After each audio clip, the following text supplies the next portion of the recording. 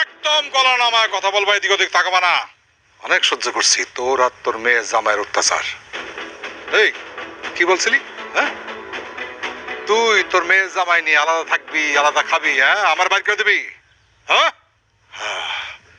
নিজের স্বামীর থেকে মেয়ে জামাইয়ের উপর দরদ বেশি উঠলে উঠছে একেবারে। ঠিক আছে বল, যা থাক থাক, বাড়ি থাক, একসাথে থাক। আমার এই বাড়ির থেকে তুই অহনই এই মুহূর্তে বাইরে যাবি, যা বাইরে। ও বুঝতে পারছি, চাচাতো বোনের লগে পাইয়া দলে ভারী হয়েছে কেমন? হ্যাঁ, আমি ঠিক বুঝছি। এসব কুবুদ্ধি তোমার চাচাতো বোন তোমারে দিছে। তোমার চাচাতো বোন একটু বলে দাও তো, এইসব বুদ্ধি দিয়ে কোনো লাভ হইব না। এই বাড়ি আমার, আমার বাড়ির থেকে আমারে কেউ কোনোদিন বাইর করতে পারবো না, পারবো না। ভাবি, এই বাড়িটা আগে আপনার নামে ছিল, এখন আর আপনার নামে নাই। কি বলে পাগলের মতো?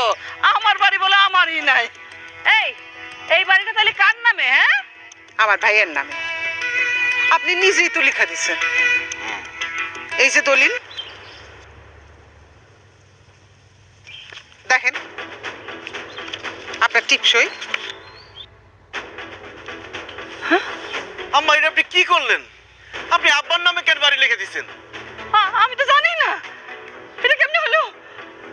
বিশ্বাস করে জামাই বাবাজি, আমি আমি আমি হাসা করতেছি, আমি জানি না আমার আঙ্গুলের টিপসে কেমনে নিল, কেমনে হলো, এটা কেমনে হলো? সেদিন রাতে দুজন ঘুমাইছিলি, তখন আমি টিপ দিয়া নিছি।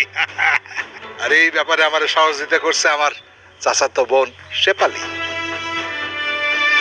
তুমি এত বড় হারামি!